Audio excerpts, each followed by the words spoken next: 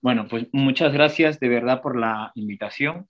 Sé que son un público variado y yo he intentado pues, centrarme un poco en el tema, ¿no? En el dolor total. Pero antes de esto, antes de hablar del dolor total, para entender de qué estamos hablando, ¿no? Y yo creo que la charla será muy productiva para entender cuál es la visión de los paliativistas y las personas y los profesionales que acompañamos en una situación final de vida. Yo pasaré un poco, mientras va llegando la gente, solo para deciros, os pasaré ahora mismo una pequeña encuesta que me gustaría que podamos resolver rápidamente. Yo lo comparto aquí. Muy bien, yo ahora voy a compartir un poco para que veamos el panorama, ¿no? El panorama de los que estamos aquí. Son 6 preguntas muy sencillas, ¿no? La rango de edad, hay unas 20 personas que han contestado. Yo entiendo que hay un 30% que entre 26 y 35, más jovencitos que yo, y algunos de mi quinta, no, de mi quinta no, de mi quinta son los verdes, un 18,2%, ¿vale? Entonces, situación conyugal, ahí la gran mayoría, pues un 50% están casados, luego pues hay un porcentaje de solteros, y pues, bueno, casados o convivientes, pues es la mayoría, ¿no? Pero hay una tercera parte son solteros. Número de hijos, la gran mayoría no tiene hijos, ¿no? ¿Vale? Pero hay algunos que sí, al principio. Luego, la profesión, aquí hablamos de todo, ¿no? Hay médicos, enfermeros, algún psicólogo. No veo ningún trabajador social, ningún terapeuta. ¿Te has planteado alguna vez que podrías tener alguna enfermedad? ¿Vale? Pues sí, la gran mayoría no. También es importante. ¿Te has planteado alguna vez que podrías morir? Pues mira, sí, el 95,5% y el otro es no, ¿vale?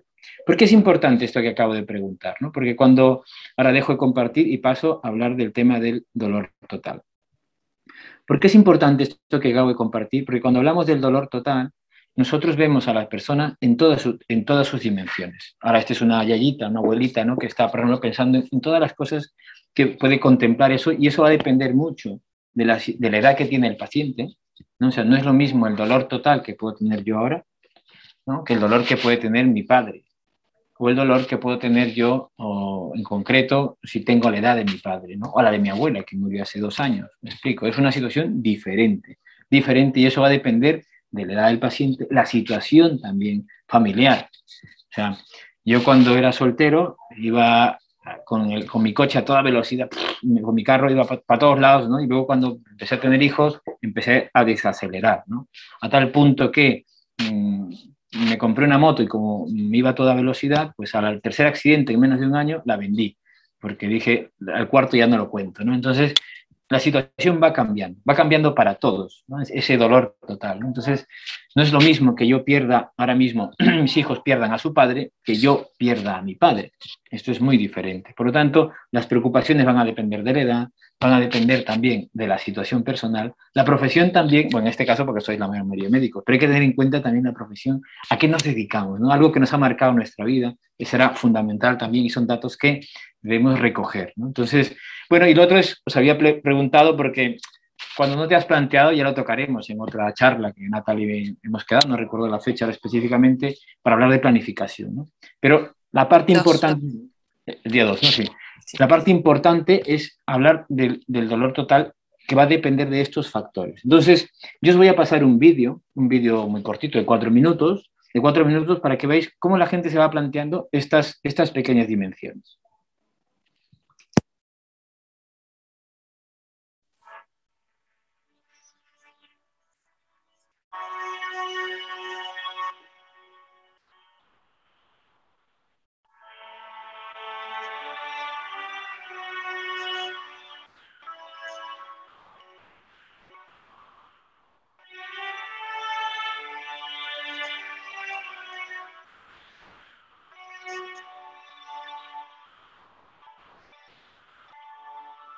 Juventud, si solo tienes 16 años.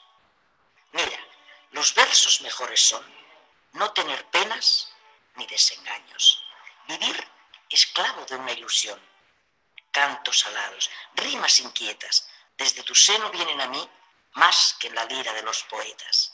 Hay armonías dentro de ti, deja que vuele tu fantasía, pon en sus alas todo tu ser, que allí se encuentra la poesía. ¿Dónde ve el alma de una mujer? Nunca las bellas formas ligeras que los poetas hacen sentir. Vierten la lira de esas quimeras que hay en el fondo del porvenir. Se aclaran, brillan los horizontes, siente la selva vaga inquietud. Florece el día sobre los montes, ama y palpita la juventud. Cuando se tienen tan pocos años, no hay mejor verso que la ilusión. Me gustaría no tener mucho dolor, pero lo aguantaría. Lo aguantaría, pero que no fuera muy largo, porque se sufre y los de al lado también, pero más una misma, ¿no? Es mejor que rápido. No me gustaría estar mucho rato, ¿no? El tiempo de despedirme.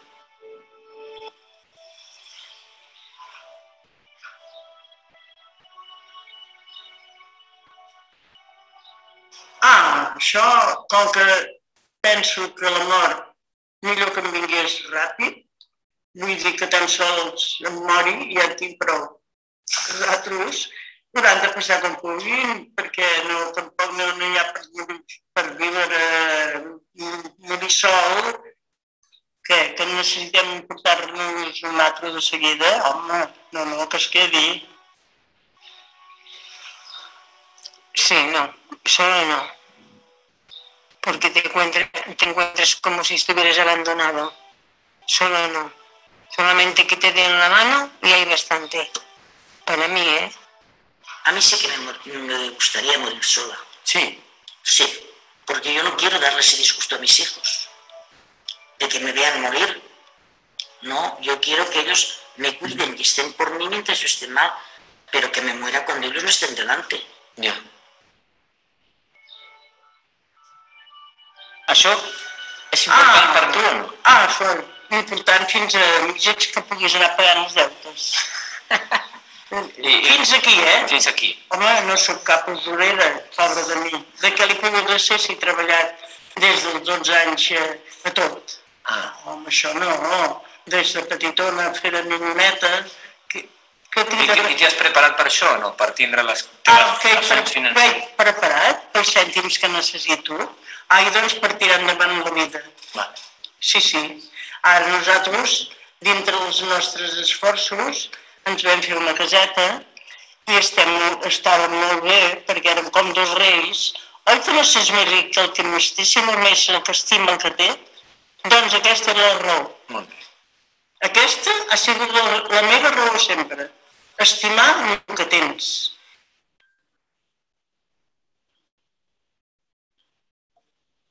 Pero tienes que hacerlo, estás tranquilo. Sí. Porque para hacer sufrir más a las personas que tienes alrededor, no.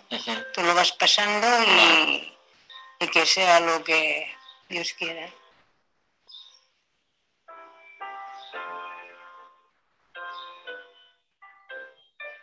No lo sé.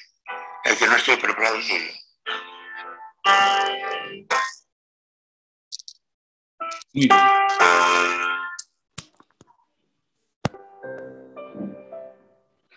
Perfecto. Una cosa importante, si veis, de estos pacientes, son mis pacientes, ya solo queda uno, la poesía, ¿no? La poesía era original y era de ella, ¿no? La que dijo, yo quiero morir sola para que mis hijos no me vean sufrir, ¿no? Los demás pues ya nos acompañan desde otro lado, pero bueno, un testimonio muy interesante sobre la percepción que tienen ellas sobre cada situación, cada momento que pueden haber estado viviendo en una situación concreta, ¿no? Decía cuando hablábamos del dolor total, ¿no? Porque ese es el tema de hoy, David Clark, que es profesor catedrático de la Universidad de Glasgow, ¿no? Hablaba de que es una nomenclatura quien ha escrito más sobre la doctora Cicely Saunders, que Cicely Saunders fue básicamente la que acuñó esta terminología del dolor total, ¿no? Habla de que es una nomenclatura de inscripción que está ahí, ¿no? Pero también que facilita. ¿Y qué va a facilitar? Que nosotros podamos entender algo que ya conocemos, ¿no? Que ya conocemos. Si veis esta pintura está aquí en Barcelona, es de Picasso, está en el museo y se llama Ciencia y Caridad. Que es algo que nosotros tenemos que entender cuando hablamos de ciencia, de que la bondad tiene un método y que debemos trabajar con metodología para llegar al paciente y a su familia, y que además tenemos que tener esa caridad. Los paliativistas somos más que buenas personas. Y hablar de dolor total no es hablarlo de manera general, sino hablar específica, y esto es lo que vamos a hablar ahora. Entonces, que ese paciente, luego os contaré, que ya conocéis todos, tienen esas dimensiones física, social, emocional y espiritual, ¿no? Entonces, pero que es fundamental que lo tengamos presente. Si no lo tenemos presente y nos sentamos delante del paciente a ver qué podemos encontrar, es como si un cirujano abriera la barriga de alguien y empezara a trabajarlo de manera indistinta sin saber qué está buscando. Nosotros tenemos que saber que toda persona en situación de enfermedad avanzada tiene estas dimensiones y que nosotros tenemos que ir a explorarlas. La medicina paliativa, los cuidados paliativos, o la medicina paliativa es una especialidad de pequeños detalles que serán fundamentales para que podamos trabajarlos. Es así que Cicely Saunders decía, ¿no? La experiencia total del paciente comprende ansiedad, depresión y miedo. Estamos hablando de una situación emocional, la preocupación por la pena que afligirá a su familia. Los paliativistas no trabajamos con un núcleo, trabajamos con dos entidades, el paciente y la familia. El paciente que se marcha y la familia que se queda. Uno que tiene la sensación de despedida y el otro que tiene la sensación de pérdida. ¿Alguna vez vosotros no sé si lo habéis trabajado, yo muchas veces en esta situación, cuando he preguntado en esa encuesta, ¿alguna vez has pensado que te podrías morir? ¿Alguna vez has pensado realmente que te podrías enfermar? ¿Has trabajado personalmente esa situación de pérdida, esa situación de despedida? Cuando yo viajaba a los congresos, ahora por el COVID ya son así online, ¿no? Mucho mejor porque no sales de donde estás, pero yo me tenía que ir de casa y decía, y ahora mis hijos eran pequeños, y decía, ¿quién va a bañar a mis hijos mañana? Porque cada noche les bañaba, ¿no? ¿Quién va a estar mañana? O sea, mi mujer va a estar sola. Entonces, toda esa situación que decía, que no tiene ni punto, ni pizca de comparación con aquel que trabaja su propia situación de pérdida, de despedida, me voy a ir, me voy a marchar, ¿qué va a ser de mi vida de mi familia, cuando yo ya no esté? Entonces, esa preocupación, ansiedad, depresión y miedo que afligirá a su familia. Y tienes de ser capaz de entender y extrapolar esa situación para mirar a través de los ojos del otro y poder comprender, mínimamente qué puede estar pasando. Yo como soy extranjero, pero vivo aquí en Barcelona, cada vez que venían mis padres, o sea, para mí un pilar fundamental, mi padre ya está mayor, pero ostras, cuando se me tenía que marchar, una sensación de angustia porque quedaba poco tiempo para que se marchara. El internet no estaba, no sé, en esa época existía el Skype, empezó a salir el Skype, pero no había ni WhatsApp, me acuerdo, ¿no? Entonces, el poder verle, se va a marchar, queda poco tiempo, quedan pocos días. Es verdad que luego le llamas por teléfono, pero el verle face to face, verle cara a cara, era una situación concreta. Y entraba la nostalgia, ¿no? No tiene ni punto de comparación con lo que puede sentir alguien que sabe que su padre, su madre, su ser querido se va a morir, ¿no? Y es importante tener presente esto, ¿no? Dice, y a menudo la necesidad de encontrar un sentido a esa situación, una realidad más profunda en la que confiar. ¿Vale? Pues Cicely Saunders, que vivió de 1908 a 2005, murió de un cáncer de mama, ¿no? Entonces, pero también a raíz de todos estos trabajos, ¿no? Respecto a esto se acuñó lo que es la definición de los cuidados paliativos de la Organización Mundial de la Salud, ¿no? Ese enfoque que mejora la calidad de vida del paciente y familia, ¿vale? Pero quiero que nos centremos en esta definición pensando en el dolor total, ¿eh? Que se enfrentan a problemas asociados a enfermedades amenazantes para la vida. Oye, tu historia se acaba. El que cree en la reencarnación, pues cree en otra cosa, el que no, pues bien, pero tu historia de vida, esta que tienes aquí, esta que tú conoces, o de la que tú conoces, de la persona que quieres, pues se acaba su propia historia. A través de la prevención y alivio del sufrimiento, por medio de la identificación temprana e impecable evaluación y tratamiento del dolor y otros problemas físicos, psicológicos y espirituales. Aquí volvemos a hablar de la situación, o sea, está acuñado el dolor total dentro de lo que nosotros conocemos como la definición convencional de los cuidados paliativos, físicos, psicológicos y espirituales.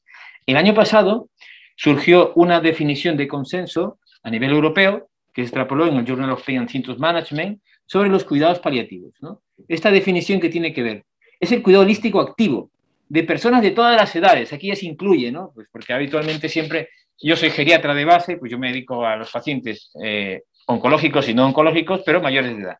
Entonces, por eso aquí ya se acuñan de todas las edades, porque ahora la pediatría también se está extendiendo mucho, ¿no?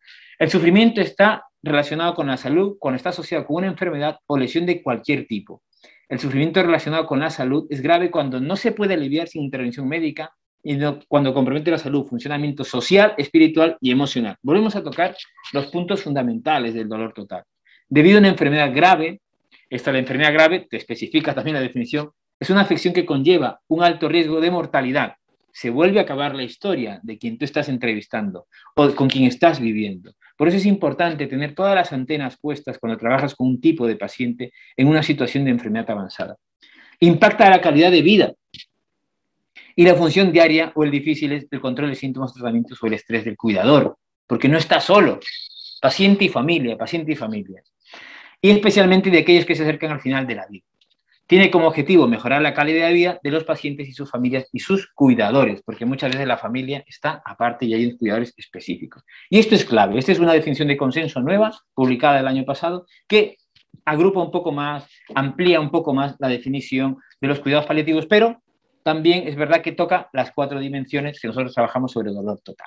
Entonces, vamos a situarnos un poco, porque cuando hablamos del dolor, este dolor, que no solo hablamos del dolor físico, sino hablamos de los síntomas físicos. En un paciente con patología oncológica, con cáncer, lo vamos a tener muy claro, síntomas físicos. Un paciente con patología no oncológica tendrá otros síntomas. Cuando hablamos de dolor, no hablamos solo del dolor físico que está doliendo, sino otros síntomas que debemos tratar. Pero este dolor va a ir cambiando desde que una persona le diagnostica la enfermedad, que es potencialmente curable, hasta no curable. Todos necesitamos un cuidado de soporte, pero cuando entramos los paliativistas, cuando la enfermedad no es curable hasta la enfermedad terminal, cuando entramos los paliativistas en una situación como esta, es donde empezamos a trabajar todos estos síntomas que serán fundamentales. El doctor Murray hace una descripción específica perfecta, ¿no? Todos conocemos esto sobre la trayectoria del final de la vida, ¿no? ¿Cuántas formas de morir existen? Esta es una pregunta que yo hago, una pregunta de examen a mis alumnos. ¿Cuántas formas? ¿Cuántas trayectorias? ¿No? Pues todos vamos a morir de una forma de estas. O por puede haber una muerte súbita, que no está aquí, ¿no? Yo ahora he venido en coche, un accidente y se acabó mi historia de vida. Pero a partir de ahí, o no, aparecerá un cáncer o una situación de envejecimiento, una situación de fallo orgánico, pues irá fallando el corazón, irá fallando los pulmones, depende del estilo de vida que tengamos, o llegaremos a una situación de envejecimiento, de una fragilidad, iremos cada vez a menos. Pero en esta situación de mortalidad, insuficiencia orgánica, un deterioro físico, ¿no? Fragilidad, también va cambiando la situación de las 4 dimensiones, de las 4 partes del dolor total, porque no es lo mismo en cada una de ellas. ¿Qué quiero decir? Si vemos aquí, por ejemplo, ¿no? La situación física, cuando te diagnostican una enfermedad oncológica, si veis aquí, la enfermedad oncológica puede mantenerse el diagnóstico. Tú te empieza a doler algo, no hablo de la situación súbita, te empieza a doler algo y rápidamente pues vas al médico y, mira, oye, mala suerte, un cáncer. A partir de ahí, tu situación espiritual y emocional se puede ver afectada. Tu situación física puede mantenerse estable, tu situación social también, pero tu situación emocional y espiritual se puede ver afectada. Y eso va a variar con el tiempo, hablando del paciente con cáncer. Vas a casa, hay una recurrencia, depende de los tratamientos, tu situación física puede mantenerse igual, pero lo demás puede variar. Y eso, nosotros tenemos que ser conscientes de ello. ¿Y sabéis por qué?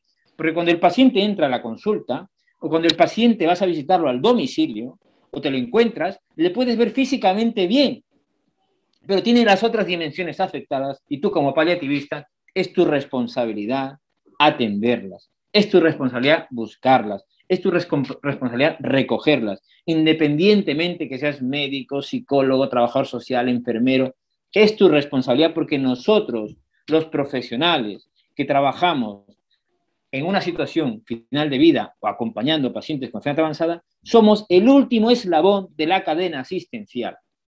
Desde que nace una persona hasta que se muere, pasamos muchos profesionales y nosotros, nos guste o no nos guste, estamos al final. Y esto es un tema vocacional, pero no basta con tener vocación, sino tener formación además. Por lo tanto, si el paciente físicamente se encuentra bien, es importante ser consciente de que a nivel espiritual o psicoemocional puede estar afectado. Y nosotros tenemos que aprovechar ese tiempo, no para tratar básicamente el dolor físico, sino las otras dimensiones. ¿De acuerdo? Vemos aquí una situación de morbilidad, lo que va deteriorándose, la situación física va obviamente con la situación de enfermedad. La situación social también va a ir cambiando. La situación espiritual es la que el paciente se puede ir cuestionando en un momento concreto. Estos son datos porque, bueno, se van estudiando. En el Reino Unido tienen una base de datos impresionante. Como está súper conectado al sistema sanitario, es muy fácil encontrar información y analizarla. Con lo cual, cada vez que he ido a escuchar al doctor Murray, dices, presentan miles de datos y dices, pues mira, es que impresionante esto. Ojalá algún día pueda ser posible en todos los países, ¿no? Para poder presentar la realidad objetiva, ¿no? De lo que estamos hablando. Muy bien, cuando hablamos del paciente con situación de fragilidad, ¿no? El paciente con demencia que va cada vez a menos, y vemos, su situación física es la que se deteriora, pero probablemente su situación social pues se mantenga igual, su situación psicológica pues se mantenga igual hasta el final de la vida, su situación espiritual va cayendo todo de golpe, va cayendo de golpe, donde aquí debemos trabajar con la familia muchas veces y con el paciente qué es conveniente hacer y no hacer. Por lo tanto, es clave que seamos conscientes de esta situación. De estos, no hablo básicamente de los 9 síntomas, ¿no? Que esto ya lo habéis hecho en la maestría, que tenemos en cuenta, ¿no? Yo siempre digo, hay 9 cosas que no debemos olvidar. Y mirando al paciente, ¿no? Centrado en la persona, atención centrada en la persona, 9 síntomas que no debemos olvidar. Centrarnos obviamente por el dolor físico, este dolor físico que tenemos todos. Luego nos vamos a lo último, al insomnio, porque esto nos permitirá entrar a la puerta de la intimidad, ¿no? de la situación emocional. Pero el insomnio el tema es clave. Luego nos vamos al tema de la astenia, el cansancio, ¿no? Pero esto no tiene que ver necesariamente con el dolor físico, la astenia. La gente puede estar cansada y esto les genera malestar. Tú como paliativista, porque has de tener un método, has de tener una estructura, has de tener los tratamientos también para tratarlos, ¿no? Luego vas por la nariz, ves la disnea, luego ves la anorexia, ves la serostomía, luego vas a ver las náuseas y los vómitos y además el estreñimiento. Y probablemente antes la somnolencia. 9 síntomas que tienes que tener en cuenta para trabajar el dolor, el malestar físico, los síntomas físicos, no solo el dolor puro y duro. Y esto es clave porque, por ejemplo, esta es una pregunta que le hago a mis alumnos siempre en la universidad y les digo, y a su quinto de medicina, ¿no? Paciente 61 años, diagnóstico de neoplasia de páncreas, deterioro funcional progresivo, pero no ha perdido peso en las últimas semanas. Antecedente de diabetes mellitus, en tratamiento, bueno, con insulina. Va a tu consulta por falta de apetito. ¿Qué haces? ¿No? Le das una palmadita, porque si ves, tiene 61 años, tiene un cáncer de páncreas, lleva insulina, ¿no? Pero no ha perdido peso. Su situación física, como digo, pues puede estar estable. Pero a él le preocupa que no come, que el cuerpo no le pide. Tenemos que tener un tratamiento, tenemos que saber evaluar, porque al paciente no le duele físicamente algo. Al paciente no le duele, no tiene un dolor, pero hay un malestar, un síntoma que tenemos que controlar. Y es una dimensión del síntoma físico que tenemos que tener presente en nuestra evaluación. Y si no nos falta información, tenemos que formarnos para saber trabajar con esto. Usar corticoides, no corticoides, usar fármacos para aumentar el apetito, usar anfetaminas para mejorar la situación también si hay una parte de astenia. ¿Cuál es el mejor de estas? ¿Cuánto tiempo hay que probarlas? ¿Cuántas semanas hay que utilizarlas? ¿Cuál es la dosis adecuada? ¿En qué pacientes funciona mejor? Todo eso es importante dentro de la formación, porque nosotros, señores, los paliativistas, tratamos síntomas, no tratamos signos, tratamos síntomas. Y dicho esto, es importante ser consciente de este otro punto. Por ejemplo, ¿no? Este paciente, 57 años, enfermedad pulmonar obstructiva crónica, un EPOC, atendido por su equipo de atención primaria. Le han solicitado oxígeno domiciliario portátil para que pueda salir de casa. Le hace una gasometría arterial, la neumóloga, y ve que no presenta insuficiencia respiratoria. Quiere decir que los parámetros de la sangre son normales. O sea, bueno, él nota que le ahoga, le pones un aparatito, le falta un poco de aire, pero no es suficiente, se lo deniegan. ¿Cómo creéis que se puede encontrar este paciente? Esta es una pregunta que va con más cosas cuando hablamos, porque yo doy bioética tercero y bioética cuarto y medicina paliativa quinto. Denegado. ¿Cómo pensáis que se puede encontrar este paciente? ¿Cómo podéis encontrar vosotros mismos si os pasara esta situación? Esto es fundamental. El dolor, aparte de físico, de que puede doler algo porque hay una estructura que se está destruyendo en tu organismo, o te están fallando las piernas por la edad, o te está fallando pues, el corazón. Hay un tema fundamental que no solo es un dolor físico, sino también el oxígeno, la astenia, síntomas que debes controlar. No duermo bien, doctor. Estoy todo el día dormido, doctora. Y además, independientemente de que seas médico o no, has de recoger esa información para compartirla, porque en cuidados paliativos, como en geriatría, trabajamos en equipo. Cada uno ve las cosas de una manera. Si yo os enseño ahora mismo mi boli, veis el punto, no veis esta línea, pero no veis el agujero que yo veo. ni veis lo que está aquí alrededor, ni dónde están estos botones, que el que está mirando por este lado puede verlo, y el que está mirando por el otro lado puede verlo. Al final nos sentamos todos y hablamos del móvil.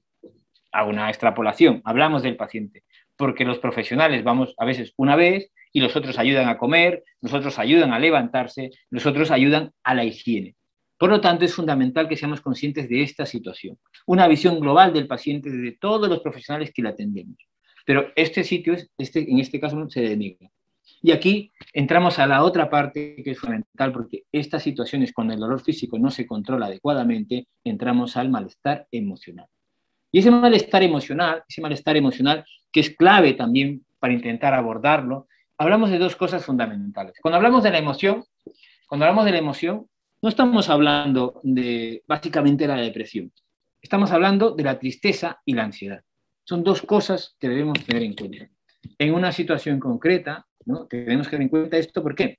Independientemente de las escalas, estas son escalas que a veces utilizamos para hacer trabajos de investigación, yo lo utilicé en mi tesis doctoral, la escala de ansiedad y depresión, usamos el DMD para ver la situación del malestar emocional de nuestro paciente, usamos el DSM-5 para ver ya si realmente hay depresión.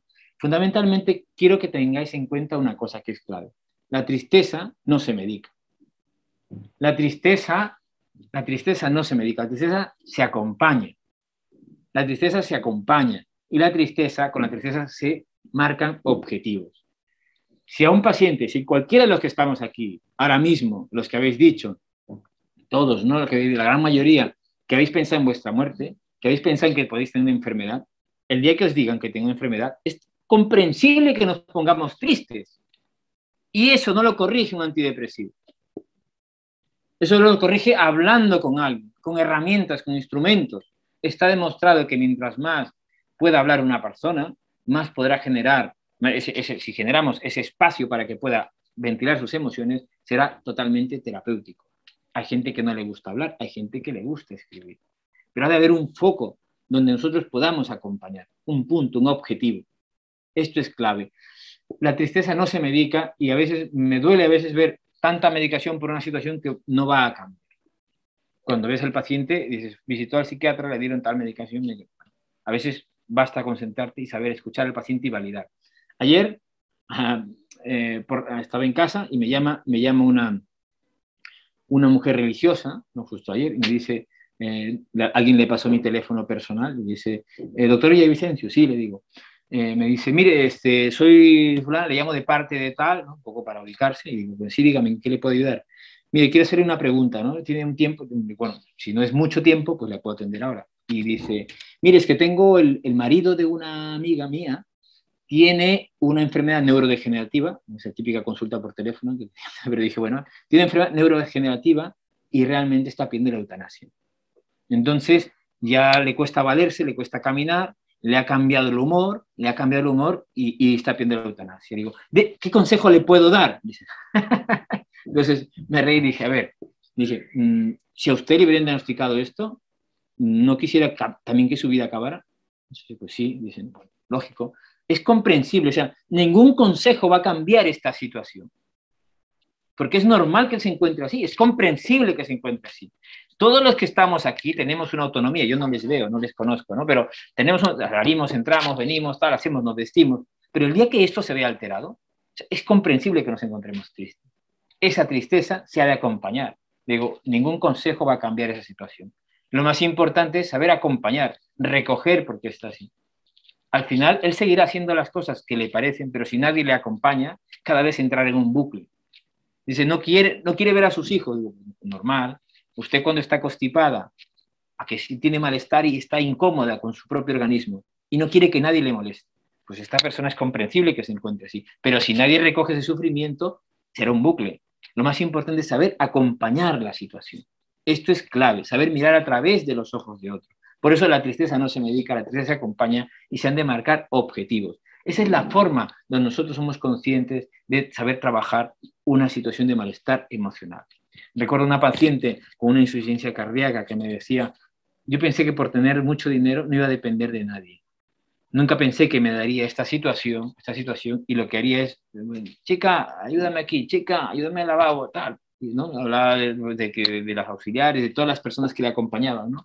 Y esta mujer me decía, es que yo quiero morirme, hombre, normal. Yo también seguro que quisiera morirme en una situación.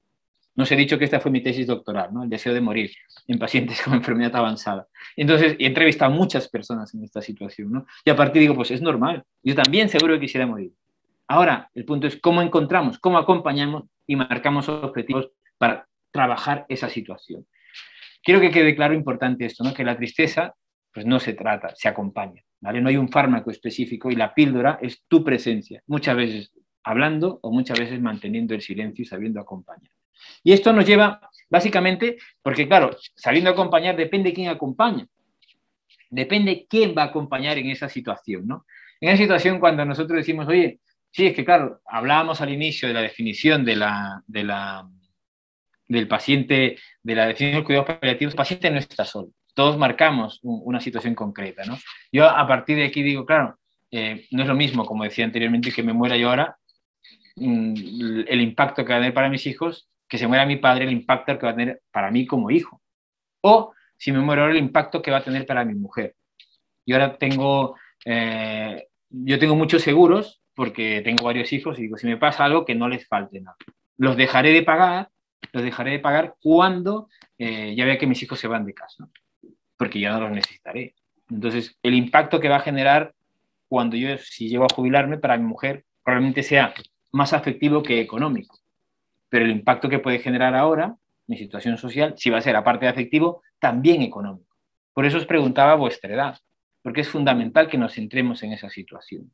¿De acuerdo? Entonces, esto es clave. Entonces, hicimos un estudio nosotros en el 2000, lo publicamos en 2019, que era importante para la familia. Y esto para nosotros, para todos es importante, ¿no? Las 10 cosas más importantes. Una cosa es estar ingresado en un sociosanitario y otra cosa es ingresado en tu domicilio.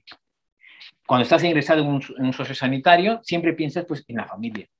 ¿Por qué? Porque no quieres ser una carga para mi familia. ¿Por qué? Porque ahí ya tienes quien te cuide. Hablo de un hospital, residencia, los niveles asistenciales que tenga cada uno. Este mismo se encuentra dentro de los 10 más importantes, pero en el domicilio tú eres independiente, no eres una carga, por lo tanto no lo percibes de esta manera. No lo percibes de esta manera. Y es clave tener en cuenta que para la gran mayoría de personas, no para todos, la familia será muy importante. Y como la familia es lo que te preocupa, la familia será tu motor muchas veces en esa situación. Y cuando la familia no responde adecuadamente, tendremos un gran problema, porque los sanitarios muchas veces no damos tanto abasto. Y el tema fundamental es educar a la familia. Todos podemos hacer acompañamiento, pero debemos estar formados. A veces depende cuando voy a un domicilio, voy a una residencia, a un hospital y encuentro a algún familiar, digo, ostras, detectas básicamente su personalidad, su estilo de comunicación y dices, ves cuánto puede sufrir ese paciente, cuántas necesidades puede tener y intentas buscar a alguno de la familia que pueda ser pues, el cuidador ideal para llevar el proceso. Pues a veces es el que hay y no hay más. Pero es fundamental que a todos nos preocupe nuestra situación familiar y que nosotros, como profesionales sanitarios, podamos detectar esto como punto clave. Porque es clave el tema social, el tema familiar. Hicimos otro estudio ya hace muchos años, en el 2011, donde también hablábamos de 65 pacientes con cáncer, básicamente. Esta fue la unidad de cuidados paliativos donde yo trabajaba en el hospital público. Y lo curioso fue que también a todo mundo que hablábamos, varones y mujeres, la familia, ¿veis? Era lo más importante. Obviamente seguía tanto para varones y mujeres, la salud seguía por otro paso, bueno, los amigos, la espiritualidad, pero la familia siempre es un tema clave. A tal punto que nosotros ahora tenemos un estudio con esas viñetas que os vais viendo, ¿no? Del dodecaedro, que en principio aquí preguntábamos a un paciente, ¿no? Os voy a poner el audio para que lo veáis, el vídeo. Venga, ¿qué te sugiere este dibujo? Pues como si fuera algún cumpleaños o algo así, y que toda la familia está alrededor del homenajeado o del homenajeado. Eso. ¿Quién es el homenajeado? Pues este señor mayor, y la señora también es mayor. Vale. O sea, tú vienes a ser, digamos, el señor mayor, ¿no? El señor mayor. Que está rodeado de la familia. De la familia. Muy bien. ¿Y quiénes podrían ser la familia? Pues mira, a ver, según él, el señor, podría ser el hijo, la mujer, el niño, bueno, y los los hijos y los nietos, este y este. Los nietos, muy bien. ¿Qué significa para ti tu familia, Eusebio? Hoy en día casi lo más importante de mi vida. ¿Sí? ¿Casi lo más importante? Sí, me supongo que a lo mejor pueden haber cosas más importantes, pero la familia para mí hoy en día es lo más importante de mi vida. Es clave tener en cuenta, o sea, estos detalles, ¿no? Pues es variable, ¿no? Cuando recuerdo había cuando hice la tesis doctoral había una escala que hablaba del sentido, ¿no? Que entraremos luego un poco sobre el tema, y preguntaba, ¿qué era más importante para usted? Entonces salía eso la familia, ¿no? Ahora, o sea, me gustaría que me dijera 7 cosas que son importantes en su vida. Y luego a partir de ahí, ¿cuán satisfecho está? O sea, perdón, 7 cosas que le dan sentido y era cuán satisfecho y cuán importante era para usted. Entonces la gente decía, por ejemplo, mi familia, mi hijo, mi mujer, para mí era importantísimo, pero estoy insatisfecho porque cuando caí enfermo, pues me dejó. O pues mi hijo no hizo lo que yo hubiera querido, ¿no? Por ejemplo. Entonces eran situaciones concretas. Una cosa es lo que te da sentido y cuán importante puede ser para ti y cuán satisfecho puedes estar con ello. Pero la familia siempre, y esto es parte de ese estudio que hicimos, o sea, de lo que enseñé anteriormente, como punto importante en toda situación de proceso de enfermedad avanzada. Muy bien. Venga. Entonces, cuando hablamos del dolor social es importante que no solo es la familia, ¿no? Pero también el dolor social tiene que ver con la soledad. Con esa misma familia que estando ahí en casa puede dar soledad y no compañía, ¿no? Yo a veces, aquí, no sé, supongo que en Uruguay, como tanto en Latinoamérica, el ambiente familiar se vive de otra manera.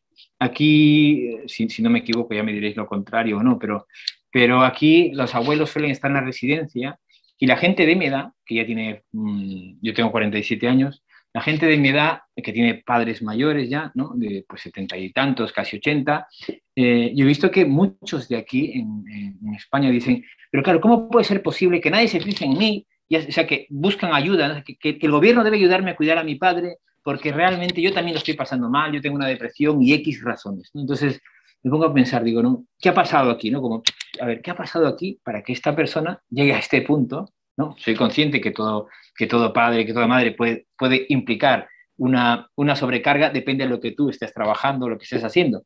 Pero no lo he escuchado una vez, no lo he escuchado dos, lo he escuchado muchas veces, porque aquí el gobierno te ayuda tanto y te da tantas ayudas que la gente se va centrando en uno mismo. Y cuando te centras en uno mismo, puedes estar en la misma casa muchas veces, y no hacer esa compañía y mostrar esa soledad que tienen las personas mayores. Otro punto importante es el abandono. Claro, mucha gente vive sola. Mucha gente vive sola y mucha gente no la va a visitar, o sea, muchas familias no van a visitar las residencias tampoco. Y aquí sucede esto en España como en otros países de Europa, ¿no? Donde ya el gobierno, por ejemplo, en Finlandia, donde he ido hasta del COVID, iba cada año, ahí, por ejemplo, el gobierno te educa, o sea, te da tu formación, con lo cual te independizas de los padres, ¿no? Entonces, te paga incluso una pensión para que tú puedas estudiar y te vinculas de los padres. A partir de ahí, o sea, en las residencias hay gente que no les visita absolutamente nada. Absolutamente nada. Y es totalmente desolador. Desolador. Entonces, el dolor social no tiene solo que ver con la familia, que puede estar o no estar, sino también con ese abandono. Y ese abandono también desde la falta de recursos y la atención médica. Por la falta de profesionalismo, la falta de conocimiento de cómo debemos abordarlo.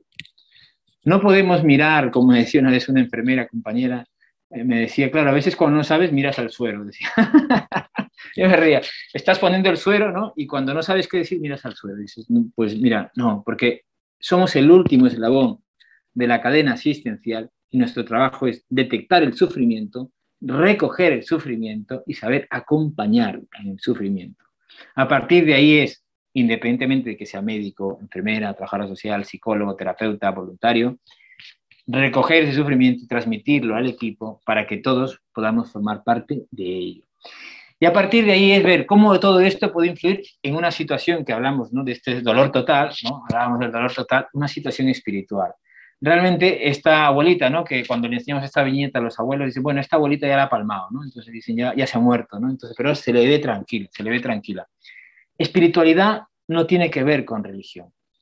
La gente piensa, y a veces yo he escuchado a muchos profesionales que independientemente de sus intentan extrapolar sus creencias particulares a la del paciente.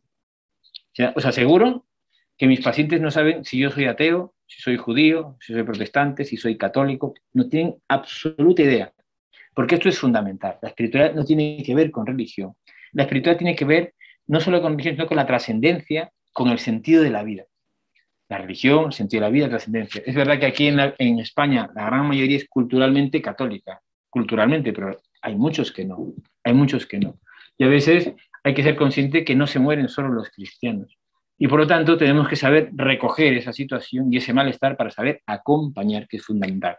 Entonces, en la literatura existe pues el espíritu, ¿no? Reconocer necesidades espirituales, sistema de creencias espirituales, la espiritualidad personal, la integración en una comunidad, si realmente tiene algún ritual específico, implicaciones para el cuidado médico y planificación anticipada en la situación terminal, ¿no? Pues son el acrónimo de SPIRIT, ¿no? Que está publicado, realmente lo vais a encontrar en la literatura, pero yo os voy a compartir esto resumido en 3 palabras, 3 preguntas que siempre hago, que será fundamental.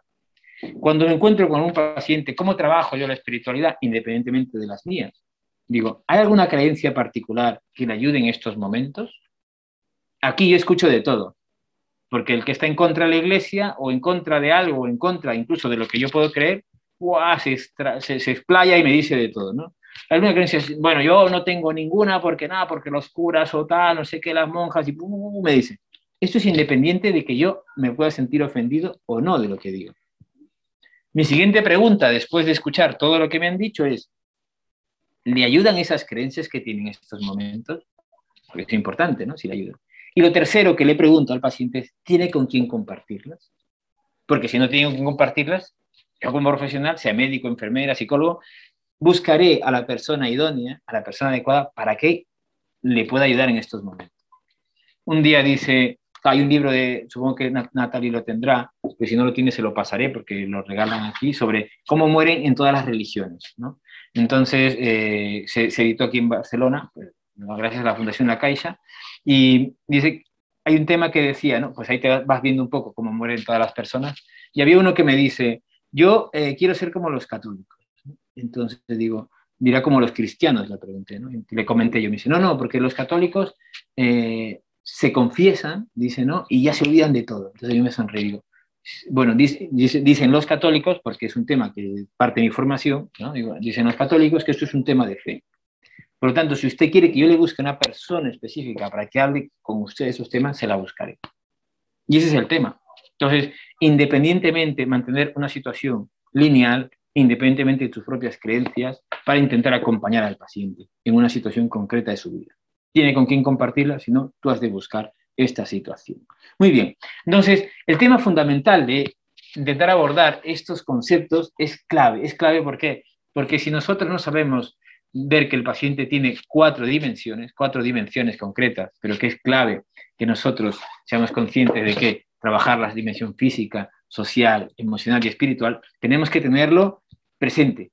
A tal punto que cuando terminas la entrevista, a mí me hace gracia cuando, me ha pasado muchas veces, cuando termino me dice el familiar o el paciente, me dice, ¿usted es el médico, el psicólogo o el cura? Entonces yo me río porque siempre estoy en corbata y digo, pero a ver, yo pinta de cura no tengo. Psicólogo, pues bueno, podría ser, pero no sé, pero incluso ese malestar emocional lo recojo y se lo derivo a mi compañero. Yo solo hago la introducción, solo vendo la situación de mi compañero porque a la gente a veces le cuesta trabajar con el psicólogo. Yo no estoy loco. Entonces hago preguntas muy concretas para trabajar esta situación. Digo, me permitiría que esto que usted ha dicho, que es súper importante, lo pueda comentar con mi compañero, que soy consciente que está en un momento de tristeza y la tristeza no necesita medicamentos, sino que necesita es que alguien le dé herramientas. Y conozco un profesional competente para trabajar este tipo de herramientas con usted en este momento concreto. Y a partir de ahí, que pase el psicólogo. Y esto es clave. Por lo tanto, pero debo ser consciente de qué estoy buscando. Si no sé qué estoy buscando, si no sé que las personas en una situación concreta de su vida tienen estas 4 dimensiones que van a englobar su dolor total, me podré sentar con el paciente y realmente intentaré ser una buena persona, pero el tiempo no lo habré aprovechado. Debo ser consciente de trabajar estas 4 dimensiones del dolor total para intentar englobar en cada uno y es dar lo importante y recoger lo importante de cada uno de ellos. ¿De acuerdo? Pero hay más. Hay un tema que es fundamental. ¿Recordáis las necesidades del dolor total? Hay un tema, y eso está publicado, o sea, tampoco yo me lo he sacado de la manga. El tema, tenemos la dimensión física, emocional, social, y aquí hay un tema clave que es la información. Este es otro tipo de dolor, porque la incertidumbre, señoras, señores, la incertidumbre duele muchísimo. Sentirte que estás en tierra de nadie, en una situación concreta de tu vida, donde te amenaza la muerte, estar en tierra de nadie, que nadie te sepa explicarte cómo están pasando las cosas o qué podrían suceder, o evaluar hasta dónde eres capaz de soportar la verdad, genera demasiado dolor, tanto para el paciente como para la familia. Si no sabes hacerlo, has de formarte, pero no puedes excusarte trabajando en una situación de cuidados paliativos que no sepas comunicarte con el paciente. Esto es clave, porque la incertidumbre y la mala información duele más. Has de acostumbrarte a trabajar mucho estos temas, ¿por qué? A tal punto de que tus frases han de estar muy trabajadas, a tal punto que a mí, doctor, usted me dijo, le digo, yo no le dije eso porque yo sé específicamente lo que digo, lo repito tantas veces y me lo sé de memoria. Sé cómo utilizo todas las terminologías y cómo las estoy utilizando, en qué momento concreto de la intervención la estoy utilizando. Primero, para disminuir el impacto.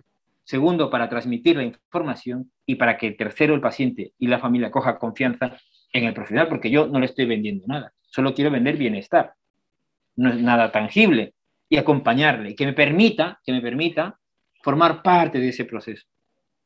Un día me decía un amigo que era ingeniero, yo también hubiera podido dedicar a los cuidados paliativos. Mira, nosotros no trabajamos con grandes cosas, cogemos, como decimos aquí en España, los marrones, o sea, lo que nadie quiere, lo que el oncólogo ya no puede tratar, lo que el neumólogo ya no puede tratar, lo que el cardiólogo ya no puede tratar, ¿no? Y tenemos que estar capacitados para informar. Y esto, informar es un arte, comunicar es un arte. Y eso genera otro dolor que es impresionante, impresionante. ¿Y quiénes comunicamos? Todos los que estamos alrededor del paciente. Si veis aquí, en este central, la misma imagen, está la familia como parte del satélite y todos los que estamos. Seguro que todos los que estamos aquí os veis identificados con algunos. Hay médicos, enfermeras, social workers, voluntarios, psicólogos, ¿no? Entonces, todos los que estamos aquí acompañamos. Y tenemos que saber comunicar. Incluso, aunque no sea o sea, yo no me dedico a la morfina, por ejemplo, porque no soy médico y no voy a la pauta, tengo que recoger esa información y saber transmitirla al equipo. Y además, el paciente ha de percibir, y la familia ha de percibir, de que la información se recoge correctamente. Aunque yo no me dedique a rotar a rotar opioides, pero sea capaz de recoger y transmitirlo al equipo. Y que luego vaya el médico y diga, mira, mi compañero, mi compañera me ha comentado esto, o como yo abro la puerta al psicólogo, o abro la puerta a la trabajadora social, para que continúen con su trabajo asistencial. Me explico, esto es clave, pero esto es fundamental. Entonces, es clave, pero nosotros, cuando hablamos del dolor total, vamos más allá de lo que deberíamos trabajar. Nosotros, claro, es un tema que a mí me gusta mucho desde el punto de vista de los cuidados paliativos, porque ¿cuándo deberíamos? ¿No? Nosotros decimos, esto debería estar formados todos deberíamos estar formados en esto. Incluso nosotros tenemos un proyecto ya desde el 2017, ya llevamos 3 años, donde vamos trabajando en las escuelas. Si veis aquí, hablamos del dolor en quinto de primaria, en niñas de 9 años, quinto de primaria. Si vemos aquí, solo dolor. Entonces, si veis aquí, esta parte, enseñamos un poco el dolor físico, emocional, social. Aquí, cómo se transmite el dolor emocional, 9 años, ¿eh? Cuando hablamos para hablar del dolor total, el hombre de la brosa está en catalán, porque aquí es el hombre de la basura, hablar del dolor social, ¿no? Son algunos pequeños vídeos, nos ha costado trabajo implementar todo esto en el colegio, y como es un colegio religioso, nos pidió que en la parte del dolor espiritual siempre hay un mensaje religioso. Bueno, pues mira, nos tuvimos que trabajar todo lo que decía la Biblia un poco para respecto a respuestas de Jesús al sufrimiento, pero hay un tema que es fundamental. Si leéis esto, dice, mira, lo que decía el Papa Francisco, decía, para hablar de esperanza con quien está desesperado, se necesita compartir su desesperación. Para secar una lágrima del rostro de quien sufre, es necesario unir a su llanto el nuestro. Esto lo dice el Papa Francisco, pero lo podría decir el Dalai Lama. Lo que quiero decir es que nosotros, los paliativistas, trabajamos con esta situación espiritual.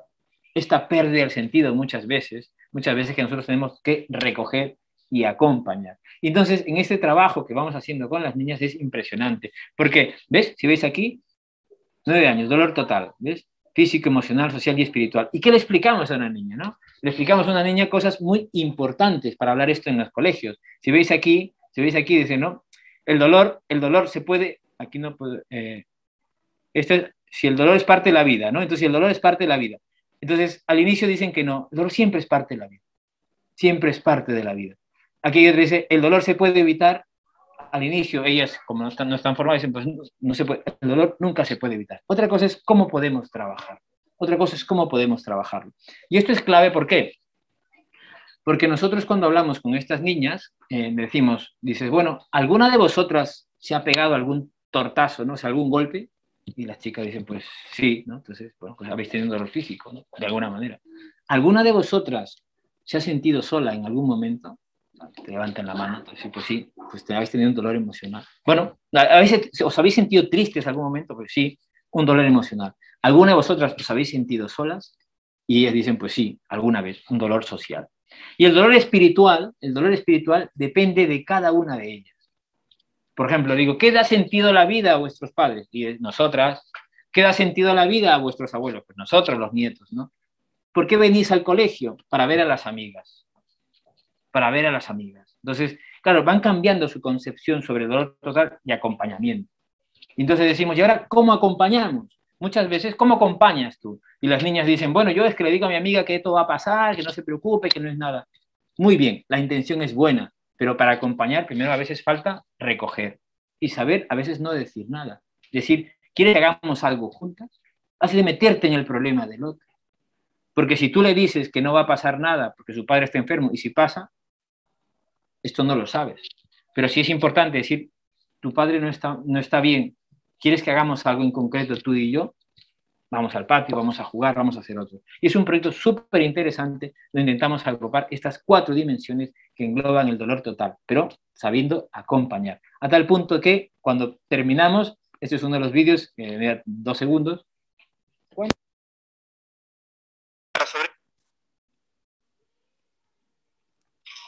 ¿Cuántas de vosotras, después de esta charla sobre el dolor, ha cambiado sus respuestas? Levantar la mano. Muy bien. Es impresionante, ¿por qué? Porque aparte de capacitar a las profesoras nosotros, claro, en el colegio se enseña, ¿no?, que el ser humano, o el ser vivo, nace, crece, se reproduce y muere. Y el muere lo dicen todos bajito, y no se trata. Y esto gracias a que este colegio ya es el tercero que nos ha abierto las puertas. Este fue el primero, luego hubo uno segundo. Ahora, este verano, como empieza el curso escolar, empezamos con un tercer colegio, con estos proyectos súper interesantes para formar en esta dimensión, en esta forma global de lo que significa el dolor. Entonces, como conclusiones, porque dije que iba a estar 1 hora, conclusiones, el dolor, aparte de las 4 dimensiones, tiene 5 dimensiones: física, emocional, social, espiritual, y el tema de la información, que es clave. El tema de no dejar a nadie en tierra de nadie. ¿Qué hago ahora? Que alguien me lo explique, El dolor es parte de la vida y lo que tenemos que saber es recogerlo. El dolor no se puede evitar, pero sí tenemos que tener herramientas para poder trabajarlas, y el dolor debería formar parte de nuestra formación desde las escuelas. Y dicho esto, o'clock, dije 1 hora y 1 hora. Muy bien. Natalia, pues gracias. Aquí tenéis las redes sociales donde os voy compartiendo cosas, Paliativista en YouTube, en la Fundación, Instagram, Twitter o LinkedIn. Muy bien, no sé si tenéis alguna pregunta. Bueno, aprovechen a hacer preguntas a Cristian. Cristian, muchísimas gracias por la presentación, súper clara, súper cercana. Yo creo que todos pudimos entender, por lo menos acercarnos a lo que es el dolor total, incluso los estudiantes que son de clases más recientes, los estudiantes de enfermería que están acá presentes. El tema de enfermería para mí es clave, ahora que lo has dicho, porque piensa que la geriatría y los cuidados paliativos nacieron desde la enfermería, ¿no? Y a veces son las que más acompañan. Por lo tanto, son las que más formación tienen que tener también en este punto. Los paliativistas somos un grupo, médicos, enfermeras, trabajadores, somos un grupo, ¿no? O sea, que tenemos muchas especialidades y trabajamos en un concreto. Pero la enfermera tiene un papel clave en esto. porque es quien más está con el paciente. Y esto uno no se puede, como decimos aquí, no sé cómo dicen en Uruguay, porque decimos escaquear, en mi país decimos cabrear, o sea, que te haces la vista gorda y que no se voy a buscar a otro, ¿no? Miras para todos lados y solo estás tú, no hay más. Y esto es clave, ¿de acuerdo? ¿Preguntas?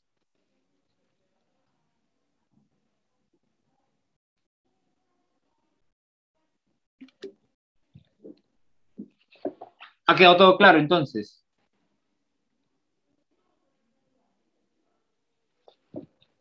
¿Nadie? ¿O todo ha quedado confuso? Yo tengo aquí a Ana, Victoria, Inés, María, Patricia, Viviana, Porto, Ángeles, Adriana, Ivette. Acá Victoria está levantando la mano para, Victoria, para participar. Perfecto. Buen día, ¿cómo están? Solo porque me surgió la duda cuando lo planteaste. No sé si es experimento o parte de la educación que manejan sobre hablar de los temas de la muerte, se da solamente en un ámbito donde hay chicas. Esto es porque es un tema cultural, se apunta que la mujer... Capaz que quisiese que nos trajeses un poco, porque queda como confuso el rol de la mujer en el cuidado. No. Como que queremos salir de ahí, ¿no? Perfecto. No me refieres. Aquí existen pocos colegios de educación diferenciada, y este fue un colegio de educación diferenciada que nos abrió las puertas.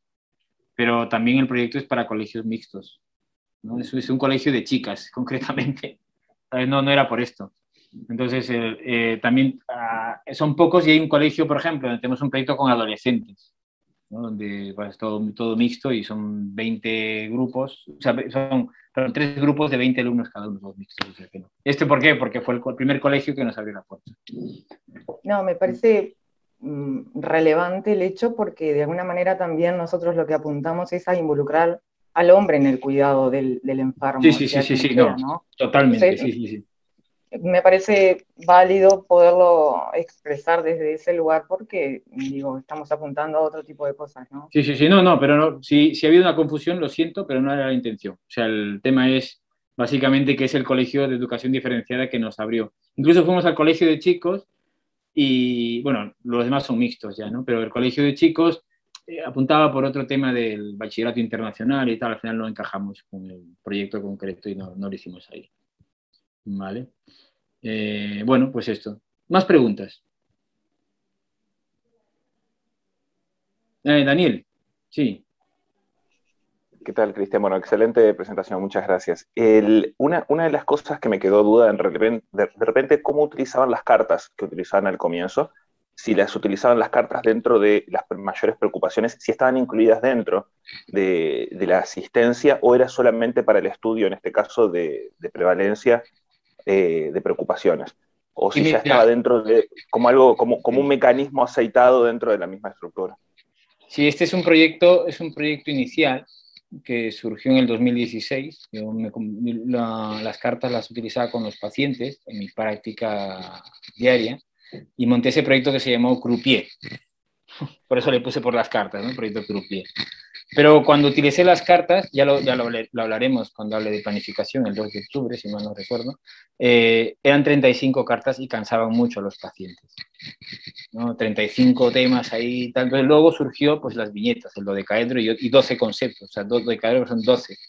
Entonces, este es el resumen de todas las cartas, tal, ¿no? Pero lo que os he presentado era el proyecto inicial del proyecto Croupier, que lo hacíamos como parte de trabajar el proceso de planificación y exploración, la parte final. Pero bueno, ahora mismo ya no lo usamos las cartas, usamos otras, que son 12, dentro de la misma actividad asistencial, cuando queremos explorar y quedar con el paciente y o la familia para trabajar procesos de planificación anticipada.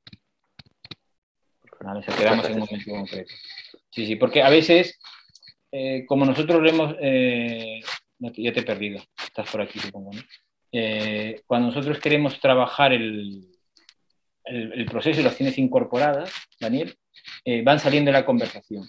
Pero a veces no salen todos los temas. Y entonces los temas, tú has de saber, como decía siempre, ¿qué estás buscando?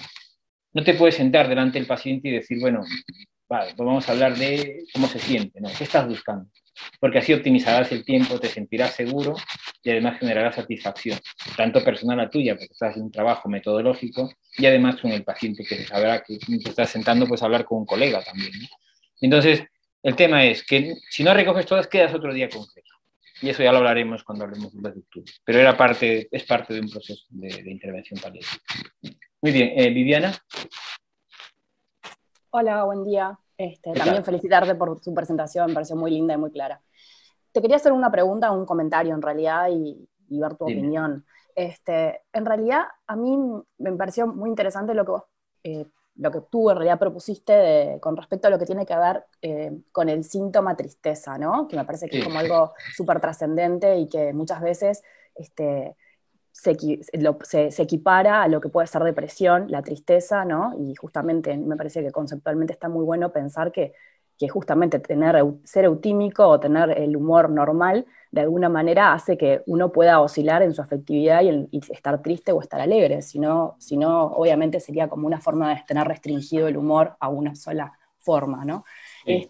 Lo que sí, la pregunta que me surge siempre es, ¿por qué se habla, ¿no?, del síntoma de depresión, ¿no? Cuando en realidad la depresión es una enfermedad, no es un síntoma, ¿no? Y eso yo creo que puede ayudar a pensar o a hacer como rápidamente un tratamiento en algo que quizás de pronto requiere como otro abordaje. Rápidamente me refiero a un tratamiento farmacológico, ¿no? A rápidamente abrir mano y decir, bueno, tiene disnea, le doy esto, tiene dolor, le doy un analgésico, tiene depresión, le doy un antidepresivo, sino que se puede abrir como un poco más no sé. Sí, totalmente. Capaz que no es una pregunta, sino es un comentario o es como algo... Pero piensa una cosa, Viviana. No sé.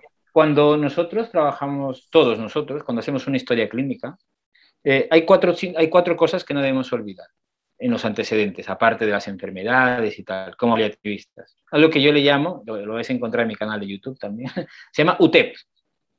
UTEP, ¿no? Porque si el paciente tiene úlceras, porque un paciente con úlceras pues, se va a alterar sus fármacos. Si tiene tromboembolismo, porque los fármacos y el mismo cáncer a veces es tromboembólico.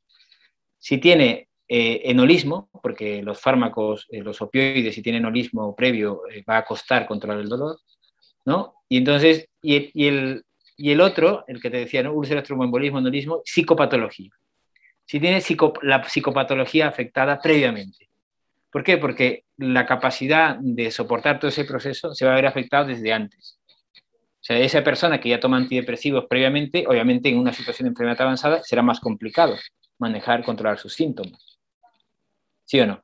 Pero si tú que tienes una vida normal, que yo que tengo una vida normal, ahora nos dicen que tenemos un cáncer y depende de la situación que tengamos, es lógico que nos pongamos tristes, ¿no? Esto es sí, a mí me parece que está buenísimo explorar lo psicopatológico, ¿no? O explorar los antecedentes personales de los pacientes, sin duda, y más si son tipo, ¿no?, de consultas de psiquiatría, o de consultas, obviamente, ¿no? O conocer al paciente. Digo que a veces me parece como, no sé, que uno lucha por no homologar, ¿no?, la tristeza, la depresión, pero por otro lado, rápidamente se hace referencia al síntoma de depresión, entonces es como que se entra rápido en ese canal. No sé, a mí me resulta como un poco contradictorio. Capaz que, bueno, no sé, no tengo mucha experiencia, más bien ninguna experiencia. No lo hacemos así, ¿eh?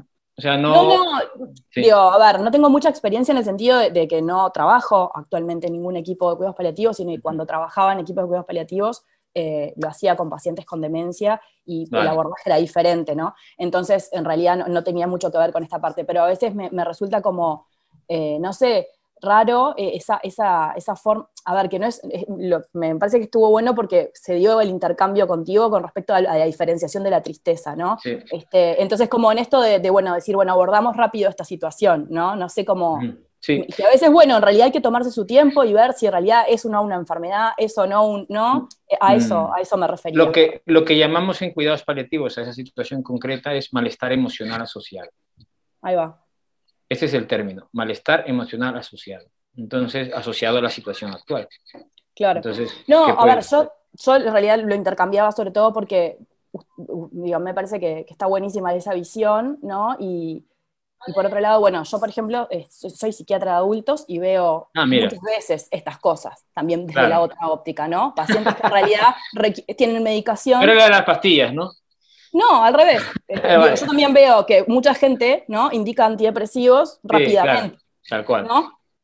A ver, sí, viva la eso indicación también de los antidepresivos cuando la es Eso también es necesaria. cultural, ¿Se ¿eh? entiende? Porque, sí, Digo, exactamente. pero a veces me parece que también es un poco rápida a veces, ¿no? Claro, claro. Bueno, Sí, te sí, duele, sí. te doy tramadol, te doy no sé, antidepresivo, te doy duloxetina, te duele, ¿no? Tal cual, Por sí, decir sí, algo. sí. Y no Sí. sé, Viola, realmente, me lo pregunto. Sí, estoy totalmente de acuerdo contigo respecto a este tema, ¿no? ¿Qué más? No, que por lo que venían diciendo, que no necesariamente un paciente triste tiene por qué estar deprimido. Tal cual. Sí, sí, sí. Esto es clarísimo. Luego puede llegar a la depresión, sí, pero bueno. Pero realmente no tiene por qué. Pero acá se ¿Por qué? asocia, como decía Viviana, acá se asocia, paciente triste está deprimido, le damos enseguida el antidepresivo, sí. Claro, y esto no es así. No es así. Por ejemplo, yo soy geriatra, ¿no? Y hablando no tanto de paliativos, recuerdo que un paciente, ¿no? O sea, ¿quién conoce mejor el familiar que no son vosotros? Cada uno de los que está aquí.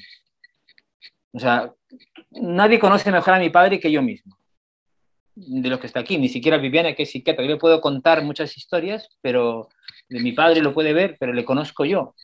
Entonces, recuerdo cuando me fui al norte a trabajar, luego me vine aquí a Barcelona. Mi padre fue cayendo, era un tío introvertido. Fue cayendo, pues se puso triste, antidepresivo. Luego, el antidepresivo se puso pues, eufórico. Entonces dijeron que era bipolar. Entonces tratando para bipolar. Claro, llegó mi padre, o sea, un día me lo traje aquí 3 meses y empecé a reducir la medicación, porque claro, tío siempre ha sido así. Me explico, o sea, si yo me he ido de casa siendo su hijo mayor, el médico, y pensaba que yo iba a montar lo que él iba a hacer, es lógico que se ponga triste. Normal, ¿no? Y si alguien tiene una enfermedad, es lógico que se ponga triste.